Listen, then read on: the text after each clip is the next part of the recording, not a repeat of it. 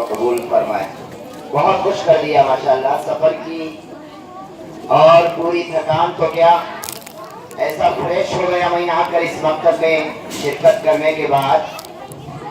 اللہ تبارک و تعالیٰ ان بچوں کو چھوٹے چھوٹے معصوم بچوں کو یہاں پر کھڑے ہو کر مائک کے سامنے آ کر اتنے بڑے مجمع کے سامنے بے دھڑک انداز کے اندر جو باتیں کہنے کا اللہ نے موقع دیا واقعی ناظر سلیم صاحب کی محنت ہے. اللہ تعالیٰ قبول فرمائے.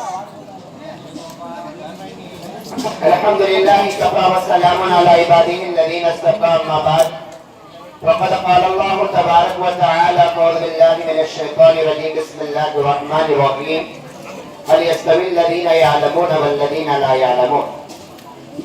صدق اللہ المولانا العظیم وصدق رسولہ النبی الکریم ونحن على ذلك من الشاهدين والشاكرين والحمد لله رب العالمين. کچھ کفر نے فتنے پھیلائے, کچھ ظلم نے شعلے بھڑکائے, سینوں میں عداوت جاگ اٹھی, انسان سے انسان ٹکرائے, پامال کیا برباد کیا کمزور کو طاقت والوں نے, جب ظلم و ستم حد سے گزرے تشریف محمد لے آئے.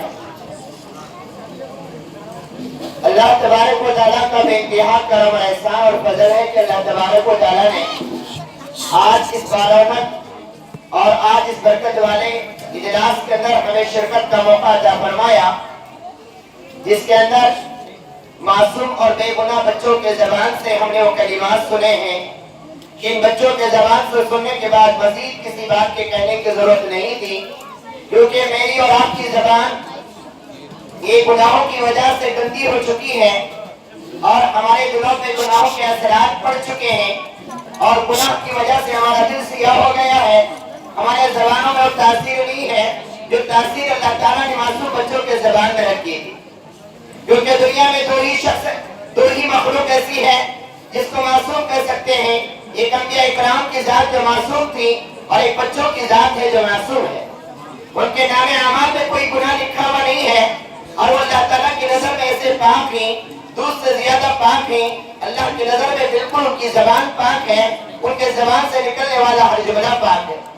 ان بچوں میں ماشاءاللہ اپنے استاد محترم کی محنت سے بالکل نڈھر بن کر, شیر بن کر, کرناٹک کے شیر بن کر, رفتوی کے شیر بن کر اس تخت پر آ کر وہ کمال کر دیا اور وہ باتیں آپ کے سامنے بیان کر دی. اللہ اکبر اللہ اکبر, نعت کی شکل میں, حمد کی شکل میں اور اسی طریقے سے تقاریر کی شکل میں, دعاؤں کی شکل میں, عقائد کی شکل میں. اور ماشاءاللہ مدرسے کے بچے کی طرح بچے نے قرآن پاک کی تلاوت کی, تجوید کے اعتبار سے اور دعاؤں کے اعتبار سے اور تمام چیزیں جو دینیات کے اعتبار سے پڑھائی جاتی ہیں, انسان کی ضروریات کے اعتبار سے جو پڑھائی جاتی ہیں, اس کو تمام اچھے انداز میں پیش کیا.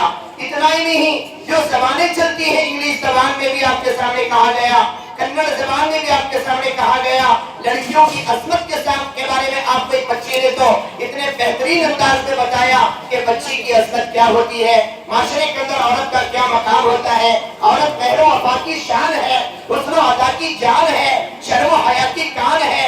الغرض اتنا ہی نہیں بلکہ مرد کا ایمان ہے. اگر اس دنیا میں عورت نہ لائی گئی ہوتی یہ دنیا ماتم کدا ہو جاتی. عورت کیا ہے؟ مرد کی تصویر ہے, آسمان سے لائی گئی اکسیر ہے, قدرت کے ہاتھوں میں چلتی ہوئی تلوار ہے, زمین پر قدرت کی ایک معصوم تصویر ہے.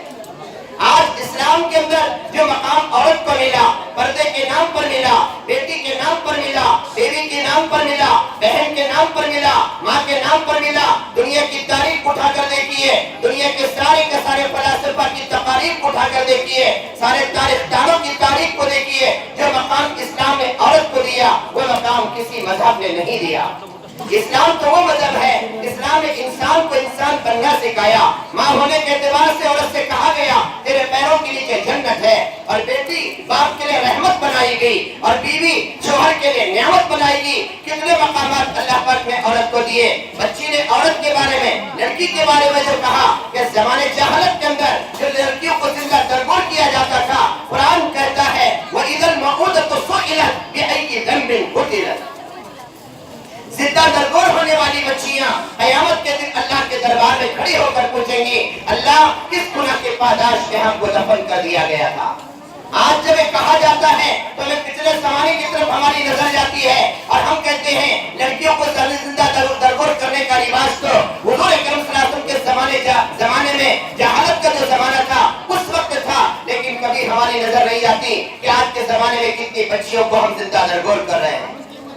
اس زمانے میں تو بچی کو پیدا ہونے کا موقع دیا جاتا تھا، آج کی نئی ٹیکنالوجی نے بچی کو پیدا ہونے سے پہلے ماں کے پیٹ کو اس کا قبر بنا دیتے ہیں، ماں کے پیٹ کو اس بچی کو دفن کر دیتے ہیں، اس کو پیدا ہونے کا بھی موقع نہیں دیتے۔ یہ معاشرے کی کتنی بڑی خرابی ہے۔ ہم آج اس مکتب کے ذریعے سے سمجھنے والے بنے کہ کیا کیا پیغام مکتب کے ذریعے سے دیا گیا، کن بنیادی چیزوں کے بارے میں ہمیں کہا گیا۔ ماشاءاللہ اس مکتب کے اندر چند چیزیں مجھے بہت بہتر انداز میں دیکھنے کو ملی۔ ایک تو ماشاءاللہ یہاں کے لوگ سخی نظر آ رہے ہیں، اللہ تمہارے مال میں ترقی عطا فرمائے۔ دیگر مکاتب کے جلسوں میں بہت مرتبہ جاتا ہوں لیکن جیب سے پیسہ نہیں نکلتا، لوگوں کا پیسہ نہیں نکلتا۔ یہاں پر ہمارے بھائی بیٹھے ہوئے ہیں جو ہر ایک بچے کو 50-50 روپے دے رہے تھے، ادھر سے بھی پیسے آ رہے ادھر سے بھی پیسے آ رہے۔ خدا کی قسم کھا کر کہتا ہوں یہ تمہاری 50 کی نوٹ اور 10 کی نوٹ، یہ بچے تو اس کے قابل تھے کہ ترازو کے پلڑے میں ان کو رکھا جائے اور ان کے وزن کے برابر سونا لیا جائے۔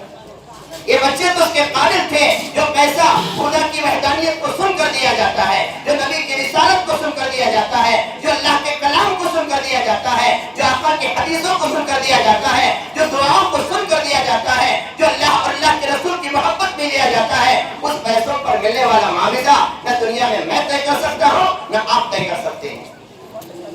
اس کا کیا عدل اللہ کے پاس ہے؟ ہم نے تو نبی سے محبت کا دعویٰ کیا ہے، ہمارے دلوں میں حضور اکرم صلی اللہ علیہ وسلم کی محبت ہے، لیکن یہ محبت دعوے کے حد تک محدود ہے۔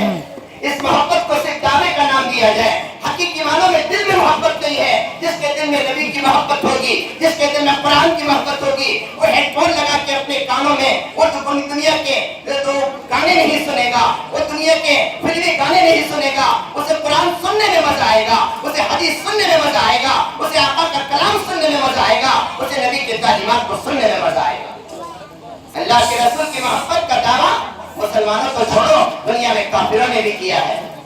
ہم تو دعویٰ کرتے ہیں کہ نبی کا دامن نہیں چھوڑیں گے، ہم تو پیغمبر کا دامن نہیں چھوڑیں گے، محمد کا دامن نہیں چھوڑیں گے۔ نبی علیہ السلام کی شان میں جب گستاخی ہوتی ہے تو ہم بروٹ میں نکل کر آتے ہیں۔ آپ علیہ السلام کی گستاخی کرنے والے کو سزا ملنی چاہیے، جو گستاخ پیغمبر ہے اس کی سزا یہ ہے کہ اس کو قتل کر دیا جائے۔ یہ الفاظ کے نعرے تو ہم ضرور لگاتے ہیں، لیکن بتائیے بزرگوں اور دوستوں کتنے نبی کی سنتوں کی دھجیاں میں اور آپ اڑا رہے ہیں، کتنے سنتوں کے جنازے میں آپ نکال رہے ہیں۔ داڑھی رکھنے کو عیب سمجھا جا رہا ہے، برقع پہننے کو عیب سمجھا جا رہا ہے، ٹیبل پر بیٹھ کے کھانے کو فخر محسوس کیا جا رہا ہے۔ ایک بچی نے بتایا کھانے کی سنتیں کیا ہے، ٹیبل لگانا ہے نا۔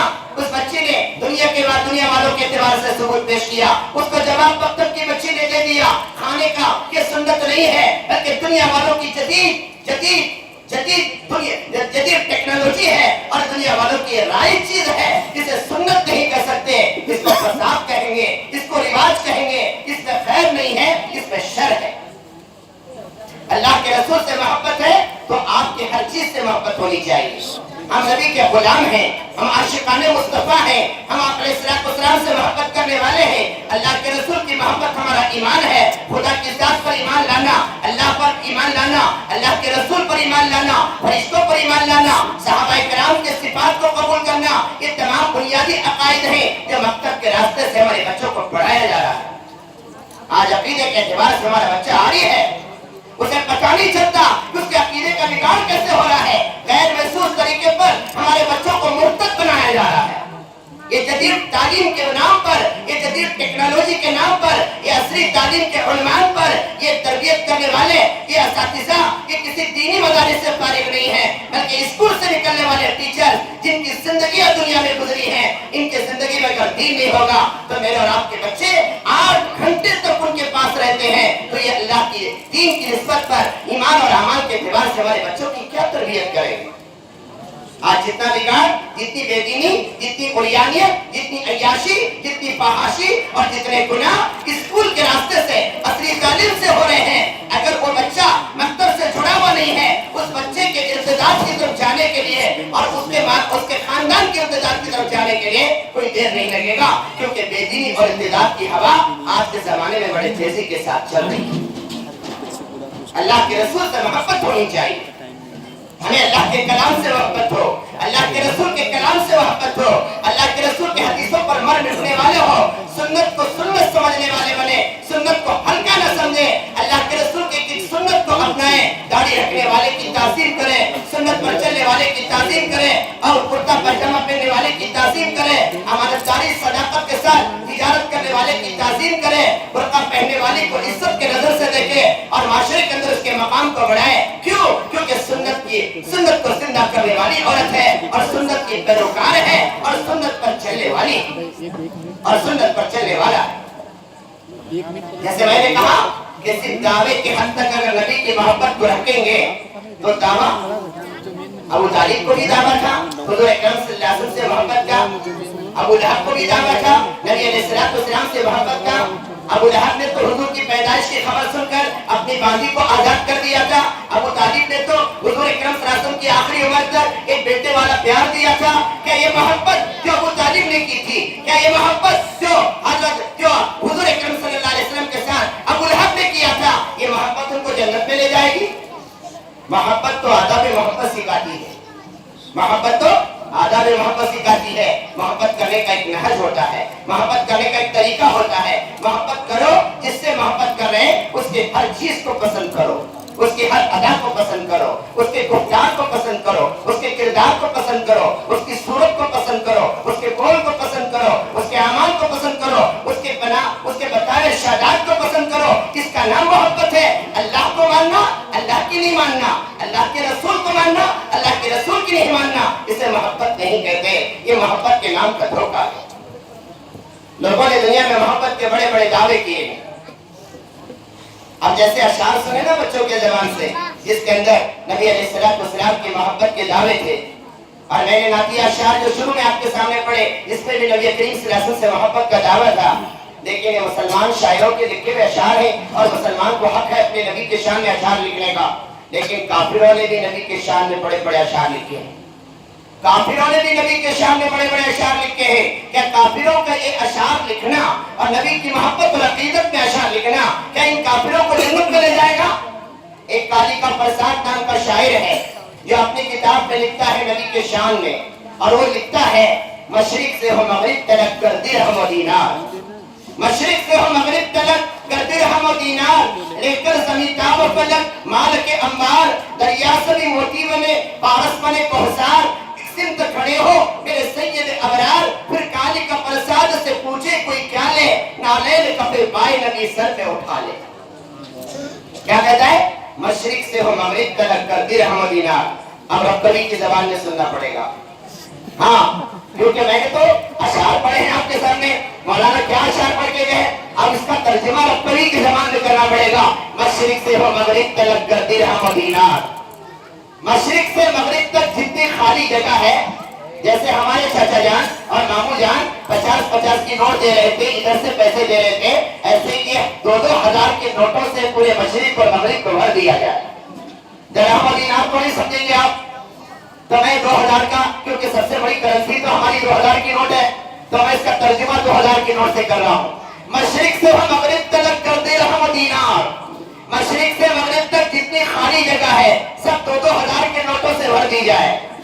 لے کر زمین تاب و فلک مال کے انبار، زمین سے لے کر آسمان تک مالوں کا ڈھیر لگ جائے، زمین سے لے کر آسمان تک مال کا ڈھیر لگ جائے، دریا سبھی موتی بنے پارس بنے کوثر، دریا میں جو پانی کے قطرے ہیں ہر قطرے کو ایک موتی بنا دیا جائے۔ پارس کے اندر پہاڑوں کو، سارے دنیا کے پہاڑوں کو، جس میں ہمالیہ پہاڑ بھی ہے، سارے پہاڑوں کو سونا بنا دیا جائے۔ یہ سارا معلومات ایک طرف ہے کہ قیامت کے دن ایک سمت کھڑے ہو میرے سید ابرار، دوسری طرف اللہ تعالیٰ حضرت محمد مصطفیٰ صلی اللہ علیہ وسلم کو کھڑا کرے، اور ان دونوں کے بیچ میں پھر کالی کا پرساد سے پوچھے کوئی کیا لے، پانی کا پرساد کو بلا کر محشر کے میدان میں اللہ سوال کرے، اے کالی کا پرساد، یہ مال و متاع چاہیے، یہ دولت کا انبار چاہیے، یہ ہیرا، یہ جواہرات چاہیے، کیا محمد مصطفیٰ چاہیے؟ تو کالی کا پرساد سے پوچھے کوئی کیا لے، تو کیا جواب ملے گا؟ یہ کالی کا مرزاد اپنے اشعار میں لکھتا ہے، میں اللہ سے کہوں گا مال کی طرف تو میں نظر بھی نہیں اٹھا سکتا، لیکن محمد کو مانگ نہیں سکتا، کیونکہ میں محمد کو مانگنے کے قابل نہیں ہوں۔ البتہ محمد جو جوتی پہنے ہیں ان کی جوتی میرے سر پہ تھوڑی دیر کے رہ گئے، اس سے بڑھ کر کچھ نہیں چاہیے۔ محمد صلی اللہ علیہ وسلم کی جوتی میرے سر پہ رکھ دے، اس سے بڑھ کر کچھ نہیں چاہیے۔ مجھے چاہیے تو نبی کی غلامی چاہیے، مجھے چاہیے تو محمد صلی اللہ علیہ وسلم کی جوتی کی کا تبرک اور برکت چاہیے۔ کیا اشعار اس کو جنت میں لے جائیں گے؟ اشعار جنت میں لے جائیں گے؟ ہمیں تو سمجھنے کی ضرورت ہے اسلام کیا ہے، آقا سے کس طرح محبت کرنا۔ آج دیکھو پوری دنیا کی تاریخ میں، ابھی میں نے بنگلور میں سنا کہ 3-4 مہینے کے اندر اس ہمارے امت کا یہ حال ہو چکا ہے، ہماری بیٹیوں کا یہ حال ہو چکا ہے، ہمارے مسلمان بچیوں کا یہ حال ہو چکا ہے۔ ہمارے صرف ہندوستان کی تقریباً 10,000 لڑکیاں اسلام مذہب کو چھوڑ کر دوسرے مذہب میں جا چکی ہیں۔ 2-3 مہینے کے کہیں پر مسجد کہیں پر کچھ نقصان ہوتا ہے تو ہماری پیشانی پہ بل آتے ہیں۔ جب ایک ہماری مسلمان بچی عقیدے کو نہ جاننے کی وجہ سے، اللہ کے رسول کو نہ جاننے کی وجہ سے، اسلام کو نہ جاننے کی وجہ سے مذہب اسلام کو چھوڑ کر عشق کے چکر میں پڑ کر اگر کسی غیر کے ساتھ نکاح کر لیتی ہے تو بتاؤ یہ اسلام کا کتنا بڑا نقصان ہے، اور اس زندگی اس بچی کے ذریعے سے پھیلنے والی پوری نسل ارتداد کی طرف جا رہی ہے۔ کیا اس کی ہم کو فکر نہیں ہے؟ کیا اس کو ہم کو فکر نہیں ہے؟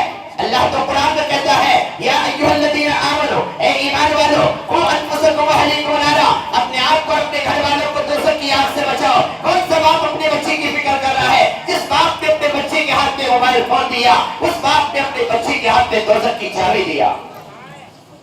جس باپ نے اپنے بچے کے ہاتھ میں موبائل فون دیا، جس ماں نے اپنے بچے کے ہاتھ میں موبائل فون دیا، اس کے ہاتھ میں وہ اپنے دوزخ کی چابی دیا اور یہ کہہ کے دے رہا ہے بیٹی یہ چابی کھول کر دوزخ کے کسی بھی درجے میں تو جانا چاہے تو جا سکتی ہے۔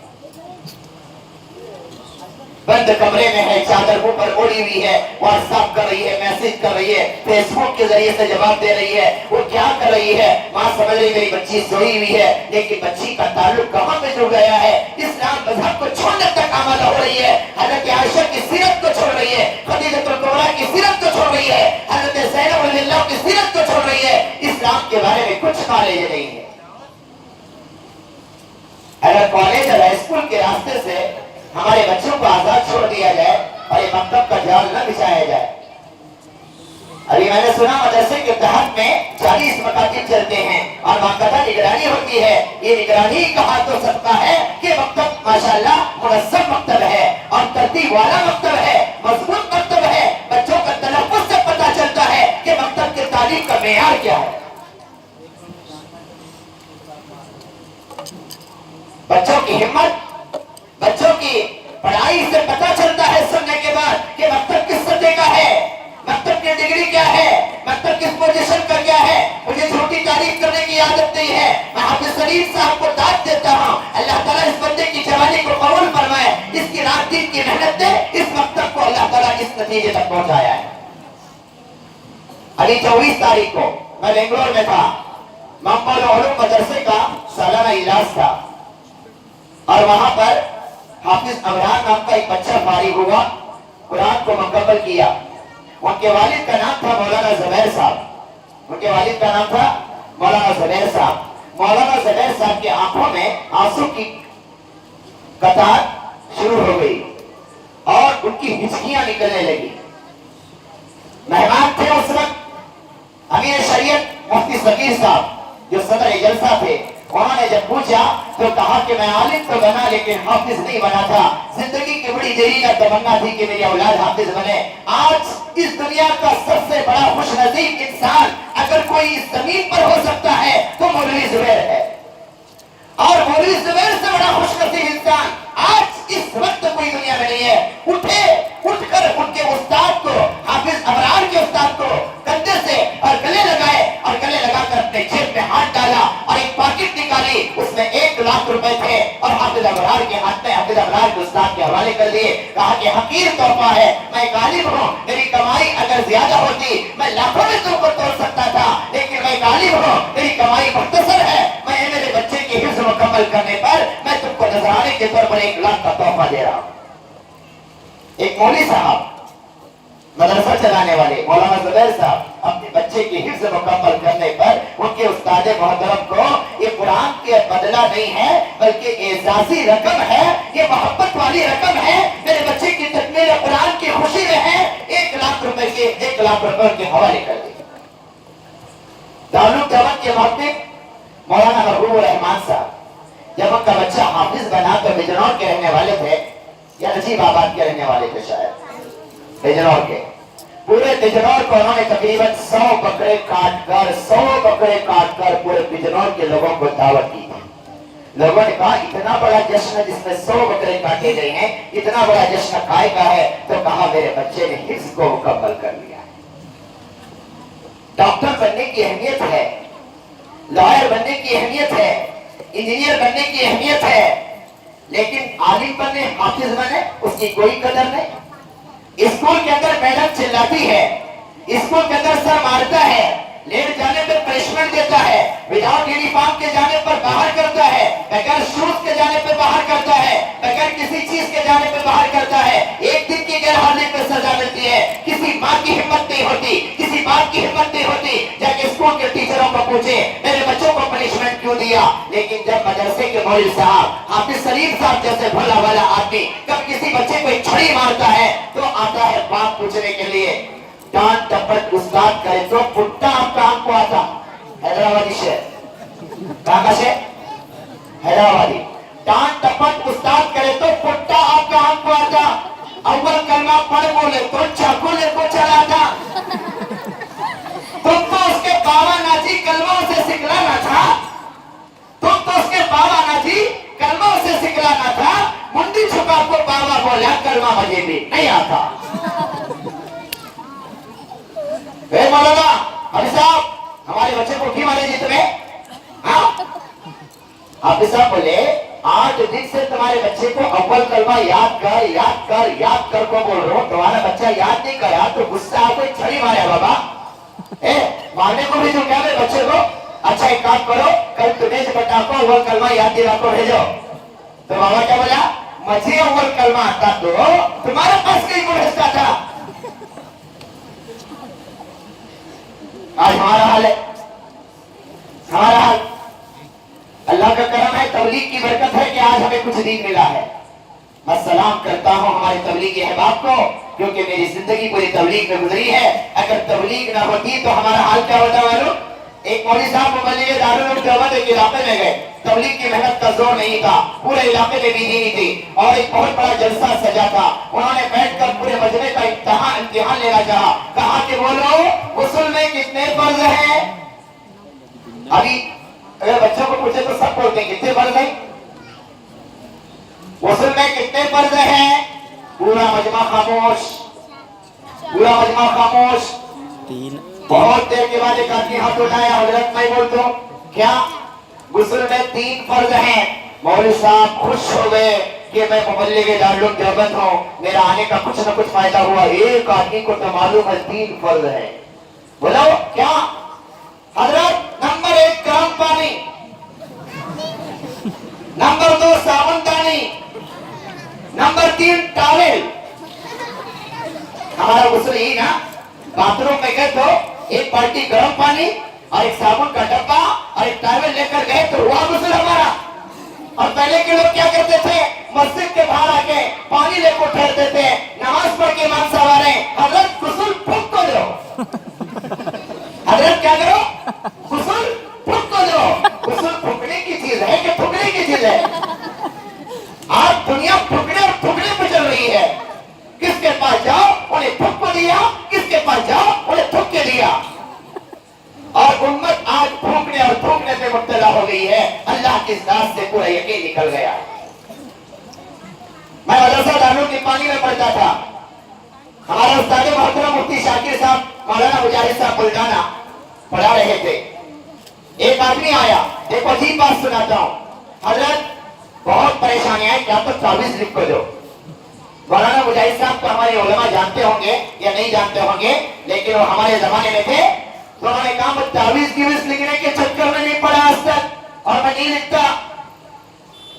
انہیں ضد کرنے لگا کہ لکھ کو دو حضرت، لکھ کو دو حضرت۔ मौलाना मुजाहिद साहब मुझे बोले अली तेरे पुट में का कागज फाड़ बोला, मैं फाड़ को लिया तो पेन लिए क्या तो लिखे और उसको ऐसा लपटे उसके हाथ में लिए, उन्हें जाको से कपड़े में डाल को काला कपड़ा लपट को उसमें काला धागा डाल को गले में बंधा। आया तो दूसरे 15 दिन के बाद क्या मौलाना कोई सी ताबीज बना को दिए, जब से डाले से सारे परेशानियां दूर हो गए, जब से ताबीज तुम्हारी बेरियो सारे परेशानियां दूर हो गए। मौलाना मुजाहिद साहब क्लास में बैठे हुए थे, कहा कि ला तेरी ताबीज, ताबीज खोले, उसको खोल के बताए क्या लिखा हुआ है। उसने लिखा था अल्लाह इस बेवकूफ को अक्ल दे। कौन सी आयत नहीं लिखे थे, कौन सी हदीस नहीं लिखे थे, क्या लिखे थे उसमें? अल्लाह ये बेवकूफ को अक्ल दे। आंखों से सजाया जाता हूँ, ताकों में सजाया जाता हूँ, तावीज बनाया जाता हूँ, धो के पिलाया जाता हूँ, जिस दाल हरीर के रेशम में सीनों से लगाया जाता हूँ, जब घर पे हो झगड़ा तो कस्मों के लिए उठाया जाता हूँ। ये कुरान की शिकायत है हमारे साथ, ये कुरान की फरियाद है हमारे साथ। मैं दारुल मुल्क की जामिया मस्जिद में इमामत कर रहा था और मैं कुरान पढ़ते बैठा था। रमजान के पहले शाबान का महीना था। एक आदमी भागता हुआ आया और लुकी बने पर था, मौलाना मौलाना। मैंने कहा क्या हुआ? कि मौलाना मिंबर पर से थोड़ा कुरान दो। मैं बोला कि इसके घर में कुरान नहीं होगी और इसे कुरान पढ़ने का शौक पैदा हुआ है। मैंने मिंबर पर की कुरान उठाई और कहा कि वजू है क्या तुम्हारा? कि है वजू। कुरान उसके हाथ में लिया, मैं सूरह यासीन पढ़ रहा था, अभी मेरी यासीन पूरी नहीं हुई थी। भागता हुआ आया, कहा कि मौलाना मौलाना। मैंने कहा क्या? कि लो कुरान तुम्हारी और रखो मिंबर पर। मैंने कहा कि भाई मेरी यासीन पूरी नहीं हुई, तो घर पे लेकर कब गया और जाके पढ़ा क्या? कि कुरान लेने के लिए मस्जिद को आया था, तेरे घर में कुरान नहीं थी। कहा कि पढ़ने के वास्ते नहीं लेने आया था, रात में कुर्ता निकाल को रखा था, उसमें 300 रुपए थे, सुबह लोग को लेकर पैसे चले। बोले नहीं अभी दलाल साहब हमारे पाकिट गई, भैंस लेने जाते तो इंशाल्लाह बोलो, बोले तो नहीं बोले। मेरे जेब में पैसे तो बाजार में पैसा, और बाद में पाकिट गई तो मैं जा रहा था इंशाल्लाह, मैं दिख गया इंशाल्लाह, वापस आ रहा था इंशाल्लाह, पाकिट किसी ने मारा इंशाल्लाह। इंशाल्लाह की 10,000 मरतबा पड़े तो भी अब काम नहीं आएगा। जब बोलना था उसी वक्त बोलना था। कहा कि 300 रुपए थे। अम्मा को पूछा तू ली क्या? नहीं। बहन को पूछा तू ली क्या? नहीं। बीवी को पूछा तू ली क्या? नहीं। जब सब बोल रहे कि नहीं ली तो पैसे कहां गए? कुरान लेकर गया, सब हाथ लगा को बोले कि मैंने ली। हसरत निकल गई है कुरान की, कुरान की हसरत निकल गई है, कुरान की मोहब्बत निकल गई है।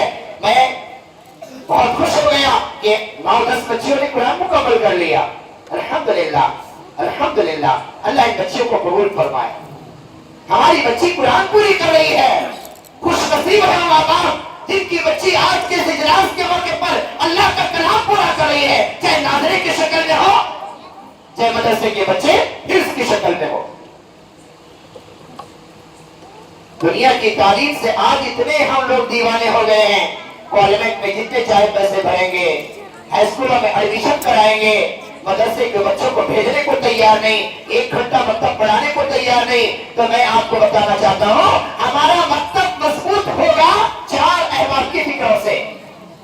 बस मुख्तसर बात करके बात खत्म करता हूँ।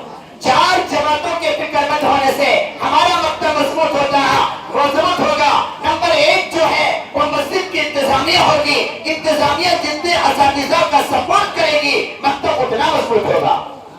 अगर मस्जिद की इंतजामिया असातिज़ा का सपोर्ट नहीं करेगी और असातिज़ा का तालीम एतबार से बाहर के सारे चीजों में ताउन नहीं करेगी तो मकतब कभी इंप्रूव नहीं हो सकता। 2 नंबर पर बच्चों के माँ बाप का फिक्रमंद होना जरूरी है कि अपने बच्चे को जिस तरह स्कूल को फिक्र के साथ भेजते हैं उससे ज्यादा फिक्र करके 1 घंटा मकतब के लिए जरूर भेजा करें। बच्चा हमारा गैर हाजिर ना हो, गर्मी का मौसम हो, सर्दी का मौसम हो, ठंडी का मौसम हो, बगैर मौसम की परवाह किए, मौसम की परवाह किए बगैर हमारा बच्चा बगैर गैर हाजिर हुए मकतब को बराबर आने वाला बने।